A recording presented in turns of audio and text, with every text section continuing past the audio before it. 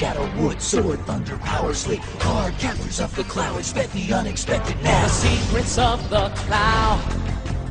Greetings, travelers. I'm your host, the C. That knows a lot, Dr. Waluigi.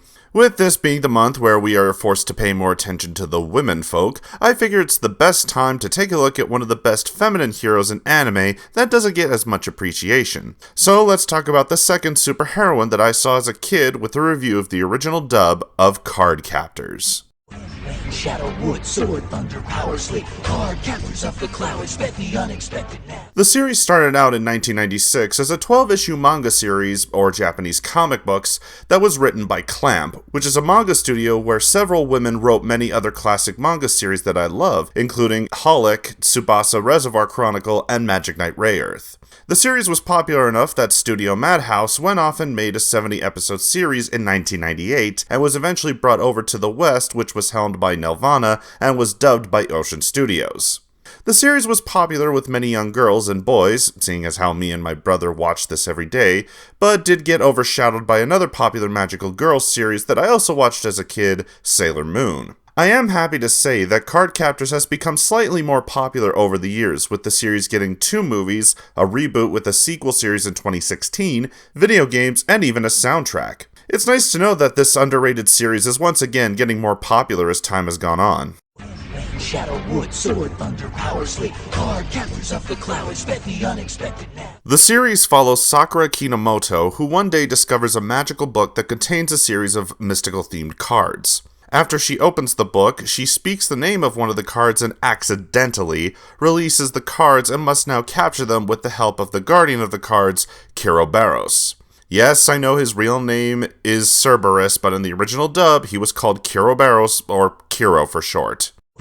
Shadow, wood, sword, thunder, power, sleep. Cardcaptors of the cloud, expect the unexpected now. The characters of this series are some of the most cute and adorable people you will ever meet in your life, and are also very relatable. The main character, Sakura, voiced by Carly McKillop, is the character I related to the most as, much like her, I was the youngest of 3 other siblings, and they would and still tease me like how her older brother Tori, voiced by Tony Sampson, does. Her best friend Madison, voiced by Maggie Blue O'Hara, was honestly a kind of forgettable character, as she didn't stand out as much as the other characters, and was only around to film Sakura's adventures and give Sakura new magical girl clothes. She wasn't interesting or fun like the rest of the cast, but she wasn't the worst. That goes to our 2 other characters, Lee, voiced by Reese Huber, and Mei Ling, voiced by Sarah Hauser. They enter the story in the later half of Season 1, and all they do is try and stop Sakura from gaining the cards, because they're the descendants of the original creator of the cards, Clow Reed.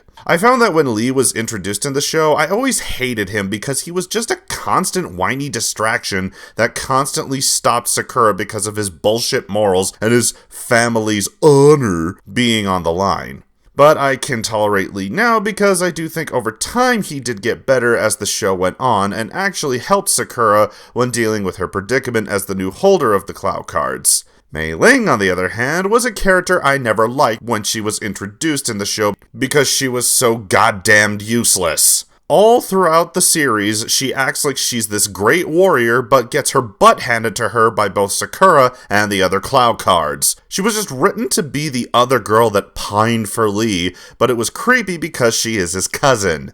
What is with Japan and its constant obsession of having certain characters be shipped with other family members? Just no! The other 2 characters that are important throughout the series include Kiro, voiced by Matt Hill, and Yue, voiced by Samuel Vincent, as they are the guardians of the Cloud cards and are Sakura's mentors. But they didn't really grow as characters until much later in the series. They're good characters, don't get me wrong, but I feel like they didn't really get to have that much personality outside of Kiro being the comic relief and Yue being a cold and distant spirit.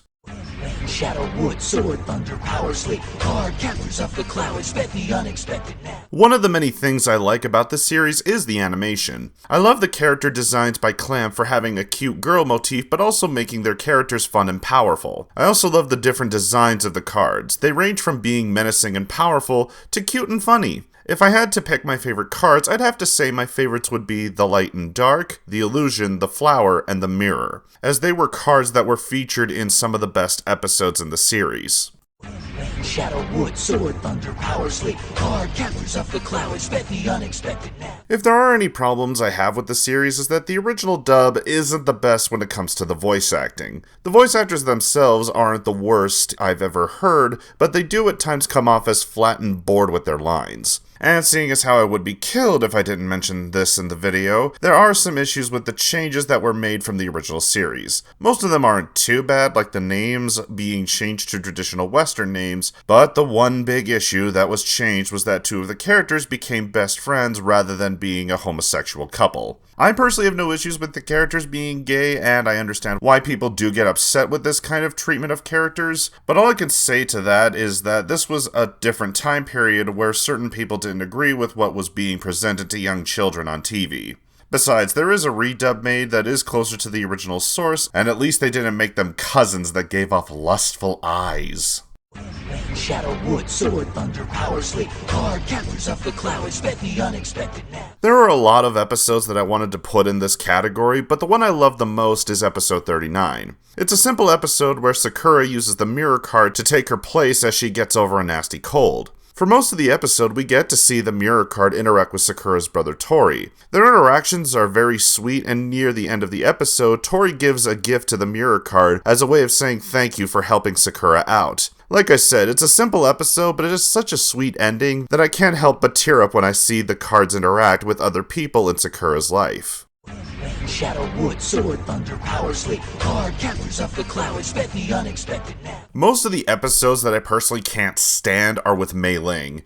She's just not that funny, and anytime she pops up, all I want to do is skip the episode because she's not that entertaining. The worst one is episode 29, where Mei Ling tries to show off to Sakura and ends up acting like a fool and proves how useless she ends up being.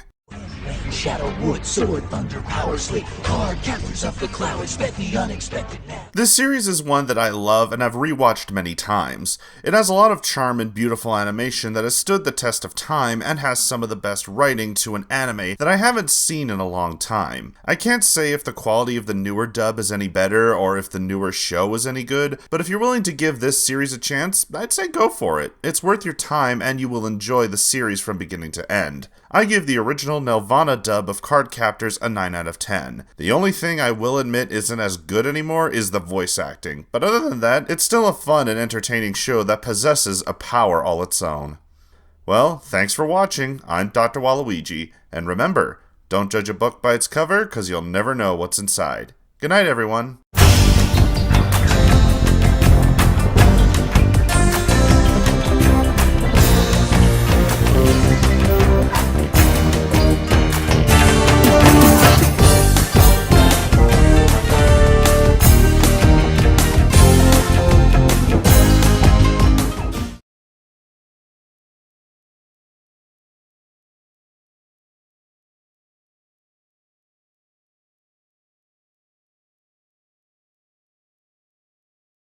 I fell into a burning ring of fire.